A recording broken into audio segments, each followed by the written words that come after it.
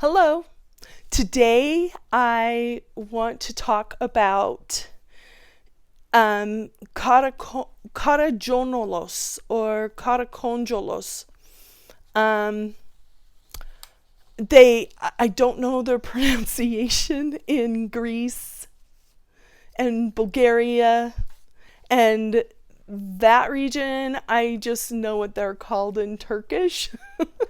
But they are said to be all around the southeastern part of Europe and the farthest part of Europe. So the Balkan region, Bulgaria, even up into Hungary and Romania, the places that used to be ruled by the Ottoman Empire typically.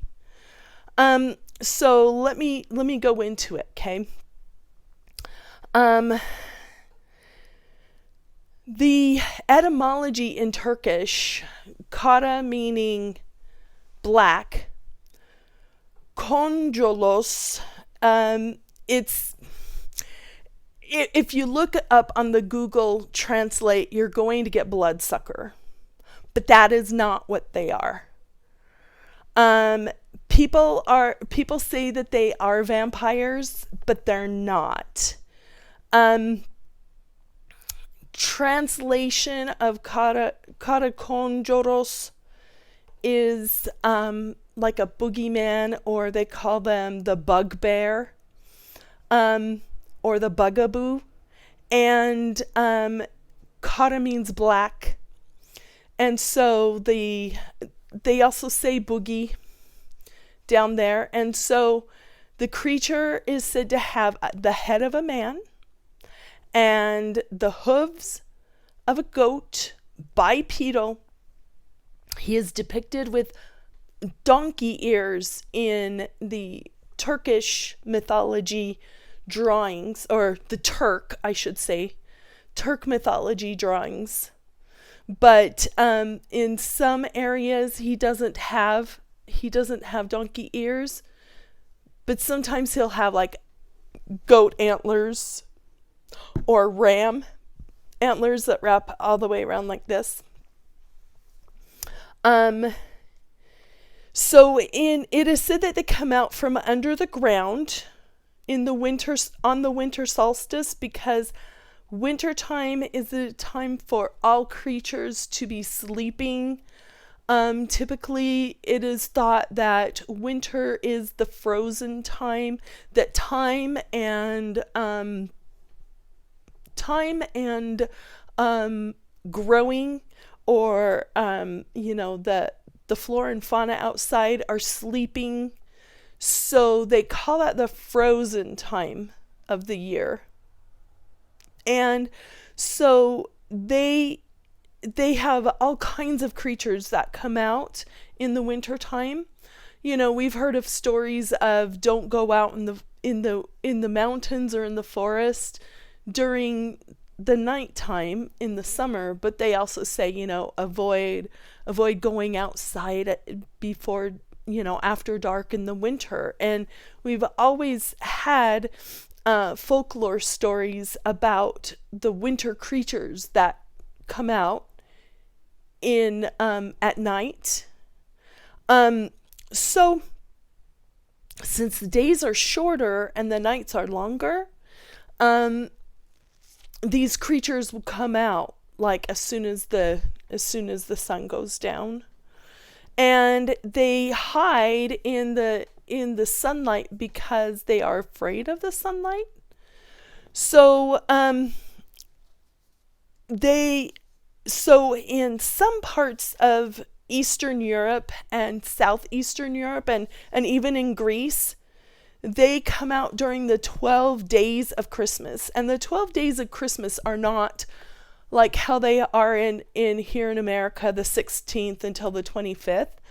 The 12 days of Christmas is actually starts December 25th and goes until January 6th. And the reason why they do that is it all has to do with, that song, The Partridge in the Pear Tree. It's a very Christian song, actually. It's very Christian why they do that. And then at the end of the song, how it goes into the Lords of Leaping and all that other kind of stuff. There's all kinds of connotation to that. So January 6th is known of the day of the Epiphany in like very Christian Orthodox and very old Christian traditions. And so just to give you a little bit of a background. So this is why in the winter time we have Mardi Gras or Carnival in Spain. They have Carnival. And there's also masquerade parties during New Year's in Venice. And the people way back before all of these things were going on, they thought that using those masks would hide you from these creatures. So the mask was supposed to look really creepy or scary so that they wouldn't recognize a human face, and it is supposed to scare off or ward off these creatures. Now, in my description of seeing these seeing illustrations of these creatures, in some text it is said that they are vampires. And I get why they say that. But that's not the Turkish version of that. So when I was reading about them, and I was reading them in the different cultures, they sound more to me like Krampus, to be honest with you. They sound like, they've got the goat feet, or the hooves. They've got the head of a man covered in hair all over. Hairy man is another thing that they call them in, I believe, I think it's Serbia or Czechoslovakia. And so to me, it kind of sounds more like that. But our depiction or our idea of vampire these days is completely different from back in the days before Dracula by Bram Stoker. So our idea of vampires comes from movies that are men that change into bats. Well, long before then, vampires were considered demons that were dressed or that looked like the head of a man and the body of an animal, almost like a centaur in a way, but that was covered in hair or fur, had a long tail, donkey ears or animal ears, and then they would come out at night and suck your blood. Now, these days, the creatures are, Karaconolos is considered what the parents like to scare the little kids with. Like, you got to be careful or the bear bug will come and get you. These kinds of things. And Europe and some parts of America, some American culture, they're really good at scaring their kids. I've read some of these books from, the cautionary tales from Germany way back a long time ago, and they were freaky, to be honest with you. Even the illustrations were really crazy. Very fascinating, though. So, to scare off these creatures, they would use they would put fires in their fireplaces. They would burn wood, but they in particular would burn what we would consider a Yule log. And that is one of the reasons why they have Yule logs anyway. It's a very pagan thing to have, as we all know. But a Yule log was used to scare off the winter creatures and keep them away from your home. You know, we always have a lot of Christmas treats around, December 24th, leaving things out for Santa. Well, back a long time ago, they left out treats for like Krampus. They left out treats for Karaconolos.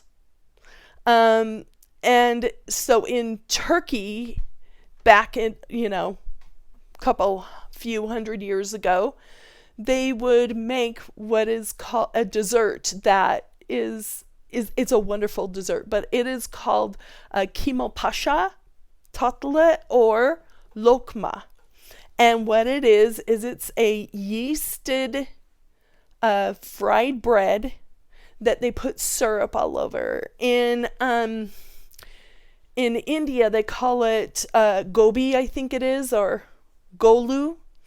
And it is eaten all throughout the Middle East. And also they have versions of that in Serbia, Bulgaria. And a long time ago, they would put those out to ward off the winter creatures that could come and take you in the night. And I found that really, really interesting upon doing my research on this. So in Germany, like we said, they have something similar, I believe, and that would be Krampus. In Serbia, the Karaconolos will come out and take small children. And they have left the early Christians in the region not to baptize during the 12 days of Christmas. So between December 25th and mostly in the winter, they do not baptize their children at that time, because back in the olden days, when you baptize or you put your children in water, their chances of freezing to death are really high.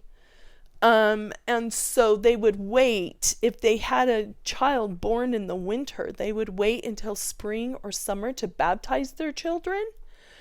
And these children are called the unbaptized days. They were born in the unbaptized days.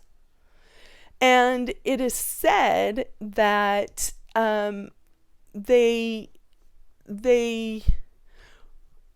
unbaptized children, the unbaptized days children, so the children born in the winter time, were also higher, what's the word I'm trying to say? Their chances of getting stolen by the winter creatures were a lot higher.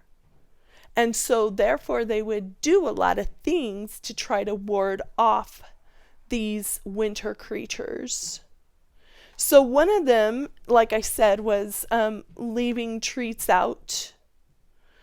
The other one would be they would keep their children with iron in their beds. Now, the best place, or the first area that kind of discovered iron and really had amazing iron work was actually in Turkey, and then it went over to the Eastern European countries before Spain and other places. Before they discovered steel, they would have iron. And so they would take iron and they would put it in their children's cribs, or they would hang it around their neck. I actually have an example of one. It is a Viking sign, and it's a troll. It's a troll cross, and it was way long before Christianity. And it's not an original; it's a replica. I know a guy that forged it, and he was just amazing with his handiwork. But anyway, so they would use these things to very, very almost like law. It was just something that they did. The majority of the beliefs of the Karaconolos was they came from the Anatolia and Slavic area. So they believed that these creatures lived in caves, and so they would do everything they can to keep them in the caves. Now, in Greek mythology, I don't know how to pronounce it, so I'm not going to scare anybody by the pronunciation in Greek. They are believed to be the creatures that are underground, that during the warm months would do everything they can to saw the roots of the tree of life. And then in the wintertime, the tree would freeze over. So they would come out from under the ground, from under the tree of life, and do as much havoc as possible. They were always considered malevolent in their dealings and in their works. They were never considered benevolent in any way. And then when the winter's nights became shorter, they would hurry up and go back underground again because they were afraid of the lights. So some of the things that early Christians would do, and as well as pagans would do, is, especially in the wintertime, light a candle in the window, because they were afraid of light. They didn't want light around. And I found that really interesting because there's a lot of connotations as far as light is concerned anyway. I also found that when I looked deeper into this, that the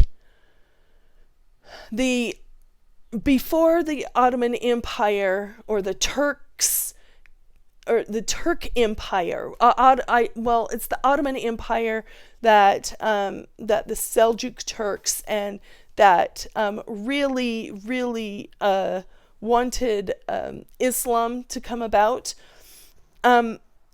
Before then, there were all of these pagans all around that region, and then there were also a lot of early Christians in the Turkish area, in the now modern day Turkey, or the old Roman Empire. There weren't a lot of Christians in the Middle East like people think that there were. They were all in Turkey, most of them. And so before the Ottoman Empire came in and conquered them, there were also a lot of pagans. And those pagans had all kinds of beliefs.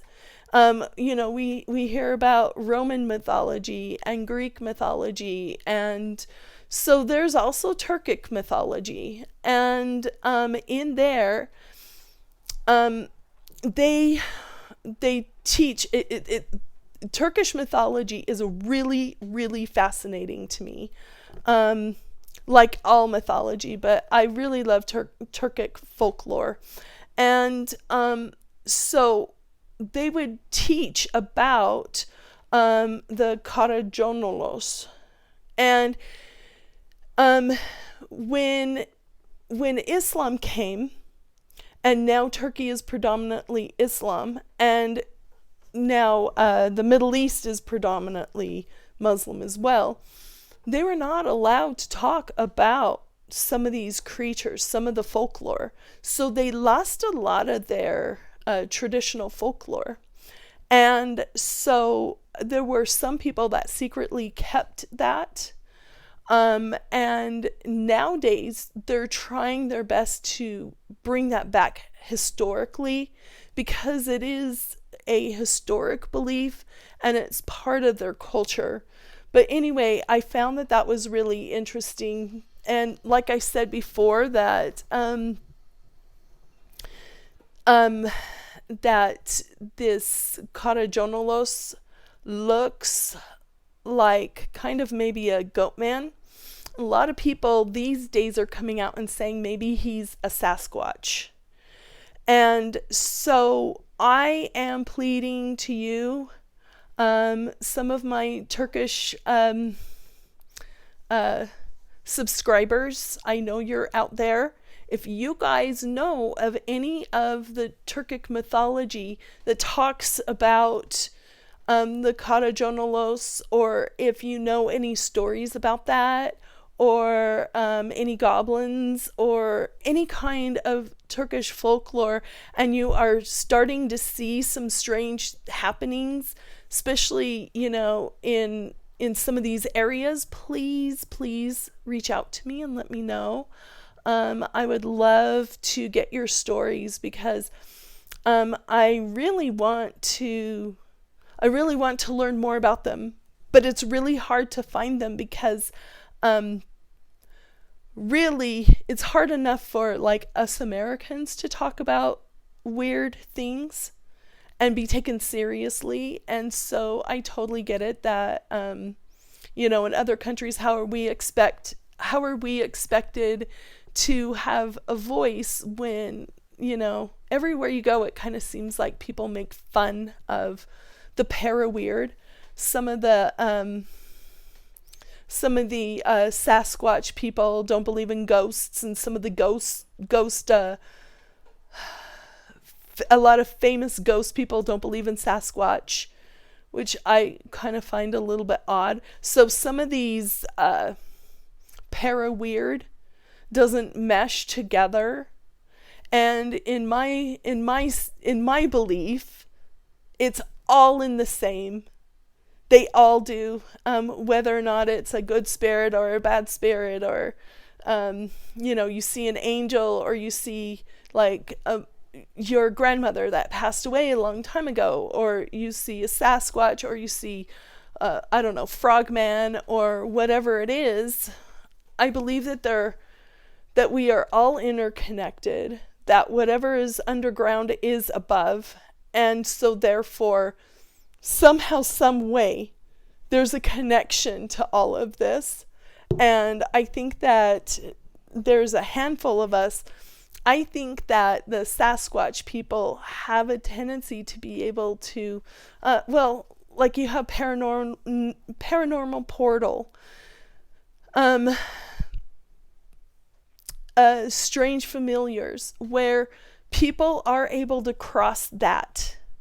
When you put your disbelief away, and you throw your disbelief away, and you say maybe, then I think that your eyes and your ears and your world will open a little bit more to some of these things. And I think that we're all interconnected in that way.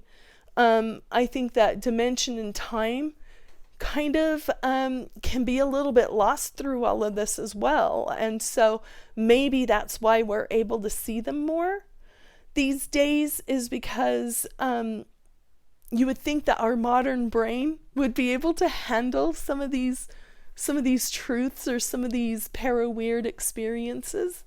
But at the same time, I also know that spiritual experiences are very difficult for our body, our physical body, to catch up with our spiritual body.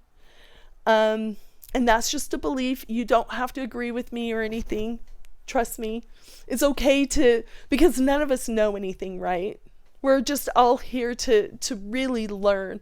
And so I really want to learn with you guys. I really want to know what you guys have seen. If you have seen something like this, if anybody has seen Krampus, but not on the Krampus parades, like oh, I want to go to a Krampus festival, but I I'm really curious because, we're not supposed to go out at dark, and there's all these things about, all these things about going out and going into the mountains at night, and it's like that in almost every, I believe in every culture, they have some night story to tell. And I just find that really fascinating. And why is that? And so I end this with thank you so much for subscribing. I now have, I think, 85 subscribers. And to me, that's amazing. I am just like, wow, I'm really blown away. I'm really super excited. And so I leave in peace as I come in peace. I hope everybody has a nice week. I'm hoping to get 2 videos out by next Monday. And I have some more ideas on things. I just happened to come upon this in doing some other research for another thing. And so please stay tuned. And I do have to apologize for the condition I'm in right now. I gotta go to bed and at least get 6 or 7 hours of sleep. So I better go to bed soon. And I just took a shower, so I'm in my robe. But I just wanted to bring this out to you guys. And I hope that someone becomes brave enough to talk to me about some of their stories. And to me, it is brave. It's really hard to talk about this stuff, and to think that, what if someone doesn't believe me, or some of those things, and so it's really, really hard. And that's why I'm hoping that by me putting myself out here every week, that or maybe you don't know, I have a very difficult time with hearing my voice and being on a video in public. I really have a hard time with that. But at the same time, I find it so important that we all try our best to talk about this kind of stuff, because we need each other. And so you're in a safe place when you talk to me. We all may not believe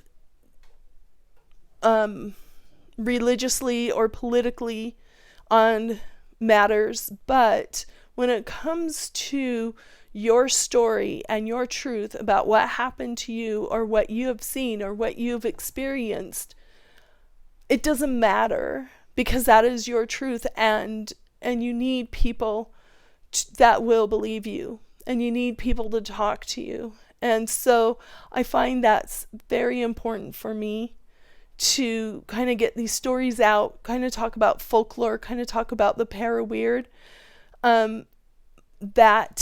That trumps my feelings on my fear of talking to strangers and talking to people.